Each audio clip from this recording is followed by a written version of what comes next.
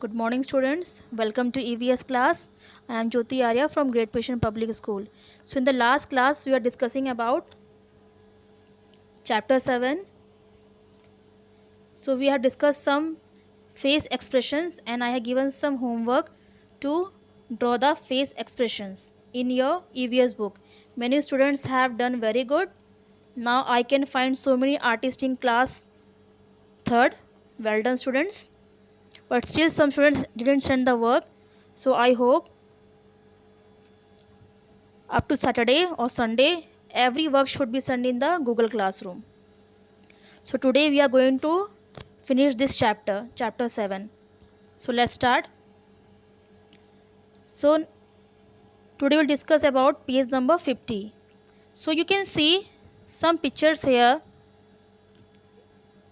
There are 4 columns, and in each column there are 4 hands, and 4 hands are making some different positions. यहाँ picture में आप देख रहे हैं कि 4 ब्लॉक्स हैं. 4 ब्लॉक्स में अलग अलग हाथ हैं और अलग अलग हाथों में अलग अलग पोजीशन लिया हुआ है. तो देखते हैं कि इसको क्या बोलते हैं और इसका मीनिंग क्या है. We can talk through dance as well.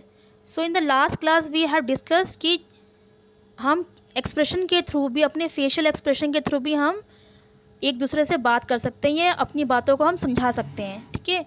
तो आज हम पढ़ेंगे कि हम डांस एक ऐसा फॉर्म है जिसके थ्रू भी हम अपनी बातों को, अपने फीलिंग्स को हम समझा सकते हैं. ठीक. या सामने वाले की फीलिंग्स हम डांस के थ्रू समझ सकते हैं. In dance the hands and faces are use to convey feelings. Dance में क्या है कि हैंड्स और फेस का बहुत बड़ा रोल होता है. एक्सप्रेशन शो होता है हैंड के थ्रू, फिंगर्स के थ्रू, आइज़ के थ्रू. These are called mudras and bhavs. तो जो ये एक्सप्रेशन है डांस फॉर्म में, इनको क्या बोलते हैं? मुद्रास एंड भाव्स. जो एक्सप्रेशन है जो हम अपने फिंगर से, हाथों से शो करते हैं, उसको बोलते हैं मुद्रास. और जो हम अपने फेस एक्सप्रेशन से, मीन्स अपने आँखों से, अपने लिप्स से, तो इन सब को बोलते हैं भाव्स. तो डांस के फॉर्म में इसको हम मुद्रास और भाव कहते हैं. तो आइए यहाँ पे कुछ मुद्रास हैं. This is the मुद्रास of the classical dance Bharatanatyam. Bharatanatyam जो क्लासिकल डांस है इंडिया का, बहुत फेमस फॉर्म है. तो ये मुद्रास, कुछ मुद्रास उस क्लासिकल डांस भरतनाट्यम से यहाँ पे शो किए गए. तो लेट्स सी कि ये मुद्रास क्या बोल रहे हैं. So in the first number you can see the mudra. The meaning of this mudra is, it means bird. Bird means कली. इसको बोलते हैं मुकुला मुद्रा. MUKULA, मुकुला मुद्रा. तो इसका मतलब होता है बर्ड, मीन्स छोटी सी कली. It can also denote a little flower eating और नेवल. छोटी सी फूल, भौरे होते हैं, जब इसको मतलब ओपन करेंगे तो ऐसा लगेगा कि भौरे निकल रहे हैं फूल के अंदर से. तो ये मुद्रा है उस पोजीशन को, उस भाव को शो कर रहा है. नंबर 2 इज़, अब ये मुद्रा को क्या बोलते हैं? पद मोक्षा मुद्रा. PADMOMAKOSHA, पद्म मोक्षा मुद्रा. It denotes a circular movement like ball, cooking pot, lotus, mango और स्कैटरिंग ऑफ फ्लावर्स. अब हम आपने देखा होगा फूल कैसे खिलता है. जैसे पहले मुद्रा में क्या था, वो कली थी, अब वो खिल रहा है. अब वो अपने क्या करिए, अपने हाथ फिंगर्स को एक्सपैंड कर रही है, खोल रही है इस मुद्रा में. तो इस मुद्रा का मतलब क्या होता है कि खुलना, scattering of flowers. Third is, this mudra is known as Mrigashira mudra. MRIGASHIRSHA. It denotes the head of a deed Lord Krishna will costume or dress. अब जो ये मुद्रा है, ये किसको डिनोट कर रहा है? लॉर्ड कृष्णा को, भगवान कृष्ण के ड्रेस को, इनके व्हील को. व्हील मीन्स जो उनके फिंगर्स में, छोटी फिंगर में जो चक्र होता है, उसको डिनोट कर रहा है.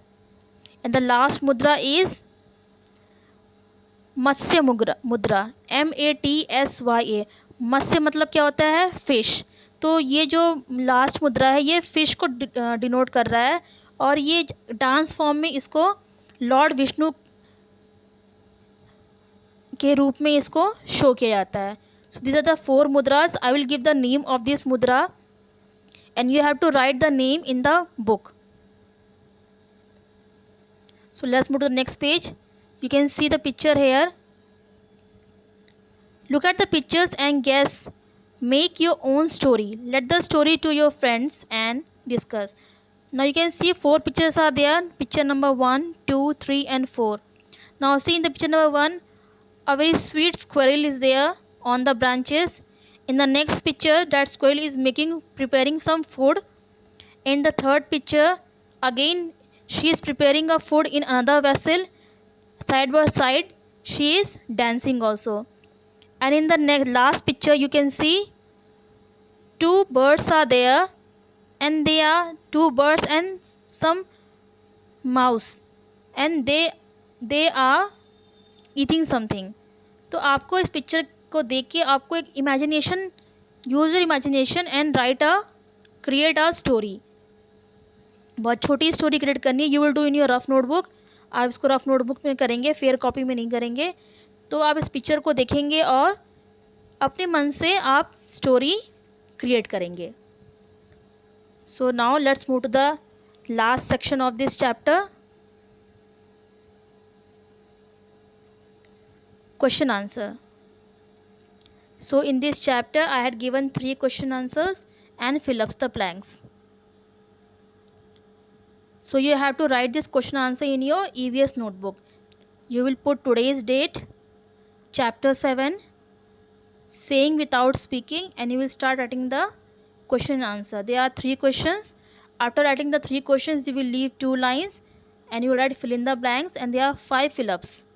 So you will write all this content in your EVS notebook, and tomorrow we will start the new chapter. So students, till then, take care. Bye.